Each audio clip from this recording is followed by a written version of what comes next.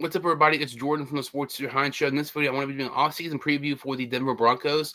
I'm going to be doing a free agency mock, a 3-year mock draft from PFF, and doing a record prediction for Denver based on the moves I do in this video. So let's go ahead and get started here. The Broncos this past season were 5-12, very disappointed. They were one of the most disappointing teams in the league. Nathaniel Hackett was terrible as a coach. Could not even make it a full season being the Broncos head coach. The Broncos have recently hired Sean Payton, one of the better coaches in the league. He's won a Super Bowl with New Orleans, so I feel like Sean Payton really can turn this Broncos team around. Heading into the offseason, when you look at the Broncos team needs, they could use help at edge, linebacker, and corner. The Broncos don't have a lot of cap space right now. They have about $10 million. But when you look at cap casualties, I feel like that's something the Broncos really should be looking at here. That can maybe, free up some more cap space. Like I said, they have about $10 million. But cap casualties, I have them releasing running back Chase Edmonds. That would save about $4 million.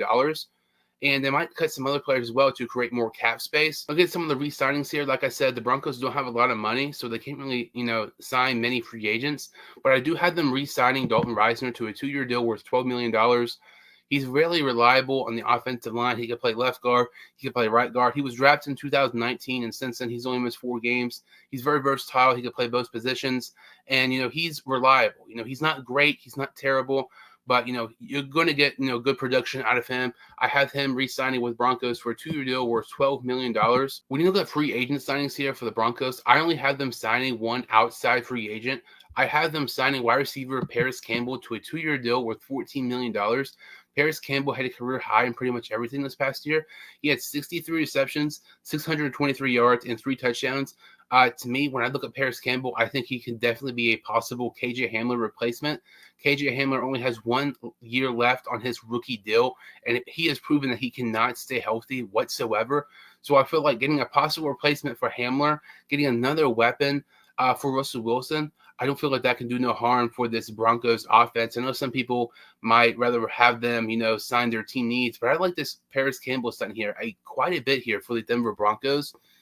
So that's pretty much all the signings. And I had them re-signing Dalton Risner to a 2-year deal worth $12, and then I had them signing Paris Campbell to a 2-year deal worth $14. Looking at this 3-round mock draft here from PFF, the Broncos do not have a first-round pick or a second-round pick this year, but they have back-to-back third-round picks. They had the 67th pick overall, and they have the 68th pick overall. Like I said, they could use more help at linebacker, and with the 67th pick, they take Noah Sewell, the linebacker from Oregon. I like this pick a ton. On PFF, they have him around 100. I don't get that at all. I feel like this is probably going to be around the range where he is drafted in. He's one of the better linebackers in this draft class. He had kind of a down year this past year, but the year prior, he had over 100 tackles in the 2021 season. This is a team need for the Broncos, and this is also one of the best players available. Anytime you have a chance to do that, you always take that. Noah Sewell here, it was a fantastic pickup here for the Broncos here in the 3rd round. Like I said, the Broncos have back-to-back picks here in the 3rd round, and with the 68th pick, they take Army edge rusher Andre Carter. The last 2 years, Carter has 24.5 tackles for loss, 18 sacks, 4 forced fumbles, and that's just in the last 2 years. Like, that is insane. And when they need help at edge, you get one of the best edge rushers available. You need help at linebacker, you get one of the best players available, Noah Sewell. The Broncos don't have a lot of draft capital. They don't have a first or second round pick, but despite having just 2 third-round picks, I feel like they had a productive draft just based on these 2 players here, because I feel like those are really 2 guys who I feel like can have big impacts on the Broncos defense in the next couple years.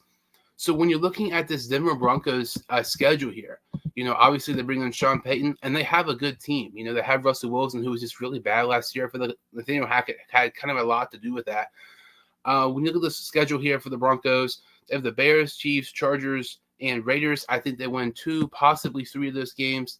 The Patriots, Jets, Packers, Vikings, I think they win 2, maybe 3. Lions, Chiefs, Raiders, Chargers, 2, maybe 3. And then the Dolphins, Bills, Washington, Texans, and the Browns. I think they win maybe 3, possibly 4 of those games.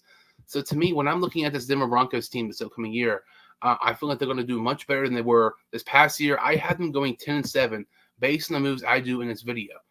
That's a doubling your win total from last year. And it's very impressive, especially in Sean Payton's first year with Denver. But I feel like Denver's going to have a bounce back year, and they definitely should be in playoff contention this upcoming season. But let me know who you want the Broncos to draft this year.